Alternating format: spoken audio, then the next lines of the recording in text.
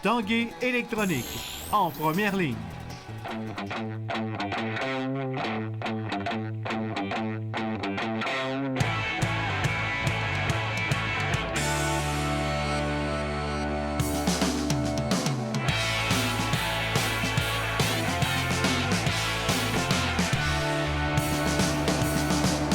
À tous, bon mercredi, ici Carl Larouche, bienvenue à l'Esprit sportif. Aujourd'hui, deux athlètes qui nous font honneur par leur performance. Un peu plus tard, le taekwondoïste Maxime Potvin, mais d'abord parlons de Laurent Dubreuil, patineur de vitesse de longue piste, qui malheureusement s'est blessé au cours du week-end dernier à Calgary lors des sélections pour la Coupe du monde 2015-2016, mais ça ne devrait pas l'empêcher de débuter la saison. Il en a vu d'autres. Stéphane Turcot l'a rencontré pour nous.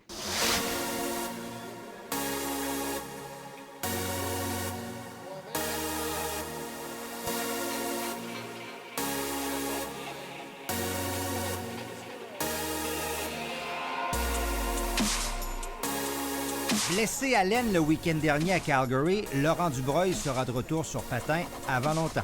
Il y a 2 jours, je le sentais en marchant tout le temps, puis je boitais, puis je n'étais pas capable de monter les escaliers, ou je montais juste, je montais la jambe droite, puis je ramenais la jambe gauche qui traînait. Mais là, en ce moment, j'ai plus mal à marcher, j'ai plus mal à monter les escaliers non plus. Donc, à chaque jour, je vois des améliorations nettes dans la vie de tous les jours. Puis la prochaine étape, c'est recommencer à s'entraîner tranquillement parce que j'ai plus mal, comme je disais, à marcher. Dans ta situation, c'est peut-être un petit peu moins stressant? Oui, parce qu'en plus, l'an passé, j'ai eu fait face à des blessures pendant la saison. Justement, je me suis claqué l'ischio légèrement avant une Coupe du monde. Puis ma participation était certaine. J'ai quand même gagné une médaille finalement. Avant le mondial, je m'étais claqué le dos 2 semaines avant. Puis j'ai quand même été capable de grimper sur le podium. Donc, je l'ai fait là par le passé. Donc, j'ai confiance en moi. Par contre, la différence, c'est que l'an passé, ces blessures-là étaient arrivées pendant la saison. Là, c'est arrivé au début, puis les courses que j'ai fait en fin de semaine à la sélection, j'ai gagné le 500 mètres, mais j'étais rouillé. Ça devrait prendre, je me suis fait dire à peu près une semaine, donc je devrais être bon pour le début de la saison de Coupe du monde, mais c'est sûr que c'est fâcheux, puis ça fait pas une préparation idéale. Surtout que la saison dernière, il a connu la meilleure année de sa carrière en finissant 3e au championnat du monde par distance et surtout 2e au classement général des Coupes du monde aux 500 mètres. Est-ce que le championnat du monde demeure l'objectif pour toi cette année? Oui, les 2 mondiaux, le championnat du monde aux 500 évidemment, mais le championnat du monde sprint qui est combiné aux 1000 mètres. Malheureusement, avec ma blessure, j'ai pas pu patiner le 1000 mètres en fin de semaine, mais ma forme de 1000 mètres était excellente cet automne à l'entraînement, en course de pratique. J'ai fait un excellent 1000 mètres de pratique pour moi au mois de septembre, il y a un mois. Donc, si je suis capable de revenir de la blessure, puis j'ai demandé un bail pour les 1000 mètres. Donc, j'aimerais ça pouvoir les patiner pour me préparer pour le championnat du monde sprint parce que je pense que c'est la première année où mon 1000 mètres était assez bon pour espérer quelque chose au championnat du monde. L'an passé, mon 500 était bon, mais mon 1000 mètres en 15e place, 12e place, il ne me permettait pas d'espérer une médaille au cumulatif, mais cette année, je pense que je serais dans le game.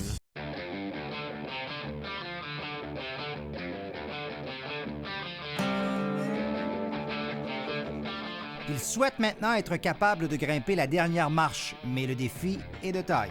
C'est un rang, mais le gars, il était vraiment meilleur que moi l'an passé. Donc, je pense que c'est de m'approcher, peut-être de le battre une fois ou deux, ce que j'avais pas vraiment fait l'an passé. Celui qu'il aimerait battre, c'est lui, le Russe Pavel Kolesnikov. Suspendu pour dopage il y a 2 ans, le Russe est revenu la saison dernière et semble inatteignable. Kolesnikov nous torche par 4/10 à toutes les courses. Là. Donc, c'est Usain Bolt en 2008-2009. Quand il gagne en se tapant le chest aux Olympiques, bon, mais ça, c'est notre Kolesnikov en ce moment. Donc, il faut se rapprocher, mais j'y crois, même si c'est un travail... C'est ça, exactement. L'an passé, il était vraiment invincible. Tout cliquait, l'équipe russe au complet cliquait. Donc peut-être que l'équipe russe va peut-être avoir un léger recul, il va voir ses amis se faire battre. Se rapprocher du Russe à un peu plus de 2 ans des Jeux olympiques serait mission accomplie pour Laurent Dubreuil au cours des prochains mois. Si je peux le battre une fois ou deux cette année, peut-être que je le battrai pas au total, mais d'y insérer le doute dans la tête, puis 3-4 fois l'année suivante, puis là, tu arrives l'année des Olympiques, puis tu commences à penser qu'il est plus invincible, parce que l'an passé, il était vraiment invincible.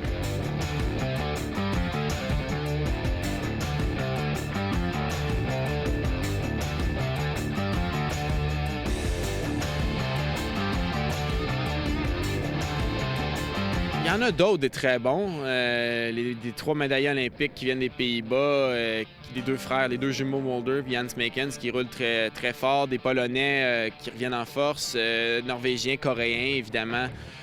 Donc, c'est vraiment une distance. Il y a beaucoup de pays qui sont très bons. Les Asiatiques sont pas très là sur les longues distances, mais sont là sur les sprints. Donc, aux 500 mètres, ils sont très forts. Mais c'est sûr que tout le monde... en fait, il y a comme une lutte générale pour la 2, 3, 4e place, puis Kulichnikov qui est premier par beaucoup. Donc, je pense que tout le monde essaye de se rapprocher. Mais c'est clair que tu passes pas de 35-0 en Europe à 34-6 en clignant des yeux. C'est un travail de plusieurs années, donc on essaye juste de se rapprocher petit à petit puis peut-être de le battre une couple de fois. Après sa petite semaine de congé ici et ses traitements pour guérir sa blessure, Laurent Dubreuil reprend la route de Calgary ce dimanche en prévision de la première Coupe du monde de la saison qui aura lieu du 13 au 15 novembre prochain. Stéphane Turcot, TVA Sport, à Québec. Après la pause, on parle de taekwondo avec Maxime Potvin.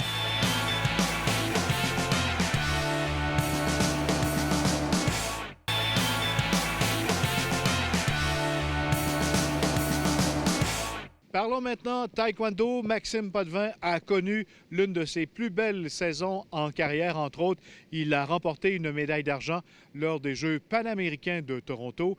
Il se prépare déjà pour la prochaine saison importante, c'est là, une saison olympique, et il a en tête évidemment les prochaines qualifications en vue des Jeux de Rio.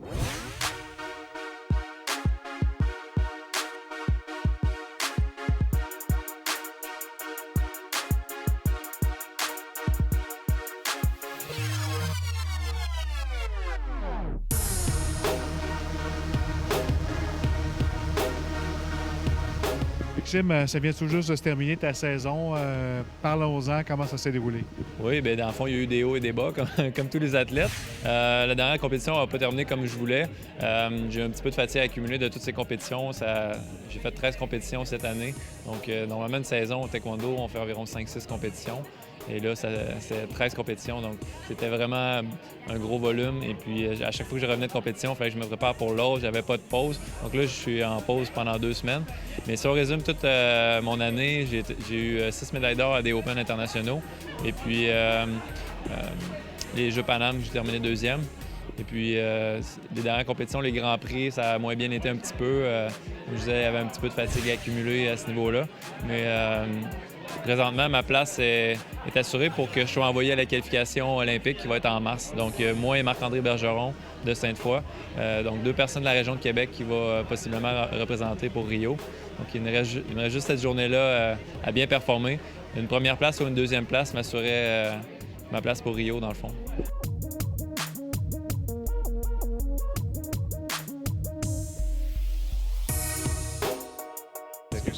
Tu as augmenté le volume de compétition qui a fait la différence. Qu'est-ce qui a justifié ça en partant? Pas nécessairement le nombre de compétitions, parce que c'était une obligation d'effectuer toutes ces compétitions-là pour monter dans le classement mondial, pour m'assurer une place pour la qualification. Mais moi, je dirais plutôt que j'ai tassé toutes les petites choses de côté, mes implications un petit peu dans d'autres choses qui est le taekwondo, pour me concentrer au maximum sur mon sport. Et puis, ça, je pense que ça a fait la différence. De toute façon, j'avais pas vraiment le choix. Je pouvais pas travailler, je pouvais pas aller à l'école. C'était vraiment me concentrer sur le taekwondo, vu que j'avais des compétitions à tous les mois, là.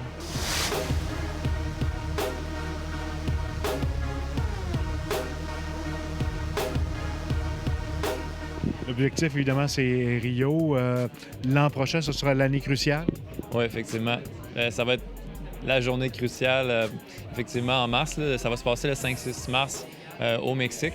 Donc, comme je disais, il faut que je termine premier ou 2e cette journée-là. Donc, je prévois environ 3 combats à faire cette journée-là. Je vais être classé le favori parce que c'est au niveau du continent. Donc, normalement, il y a le Mexicain qui est classé premier, mais lui, il va passer par le système de qualification olympique mondiale. Donc, ça va être moi qui va être classé premier. Et puis, ça va être en compétition avec tous les gens de l'Amérique, comme un peu les mêmes personnes qui se retrouvaient aux Jeux Paname.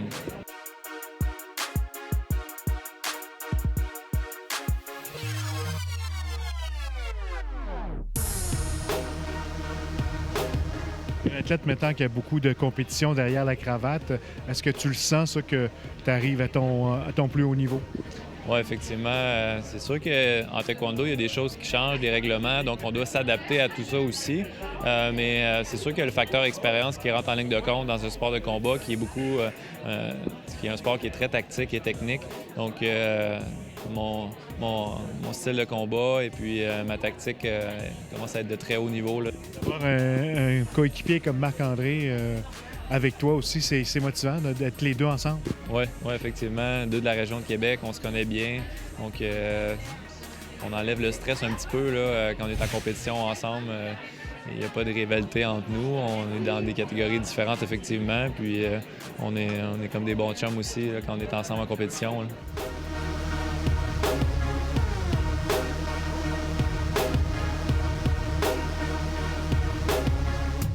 Passe pour toi pour les prochaines semaines du repos? Donc là, 2 semaines de repos, une semaine complète de taekwondo, puis je vais recommencer la préparation physique la semaine prochaine.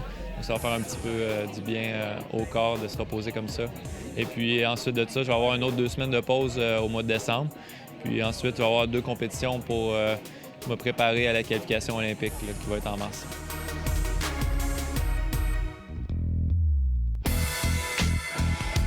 6 mois après l'annulation du Gala Triomphe qui devait être présenté au Colisée Pepsi, la Fondation nordique a dévoilé par voie de communiqué le nom des 14 récipiendaires de l'un des prix. Sans surprise, le fondeur Alex Harvey remporte les grands honneurs en raflant le triomphe de l'athlète de l'année et celui d'athlète de sport individuel international. Charles-Philibert Thibouteau, Magali Harvey, Joël Gosselin, Frédéric Jobin, Elder Duarte, Charlotte Brown, Gabriel Jelinek, Mathieu et Hélène Morneau, ainsi qu'André Bernier ont été aussi honorés. Les prix aux lauréats seront remis en main propre d'ici Noël par la Fondation nordique. On ne sait pas encore si le Gala Triomphe sera de retour en 2016. Une décision sera prise en janvier prochain.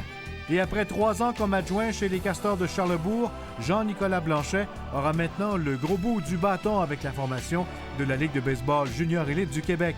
À 27 ans, il est devenu le nouveau gérant des Castors, succédant ainsi à Dave Dufour, qui après 3 ans comme grand patron dans l'abri, a accepté une offre auprès de l'Académie de baseball du Canada à Montréal. Voilà, c'était l'Esprit sportif pour aujourd'hui. Je vous rappelle que vous pouvez revoir toutes nos émissions en vous rendant sur le site Facebook L'Esprit sportif. Bye bye, à demain.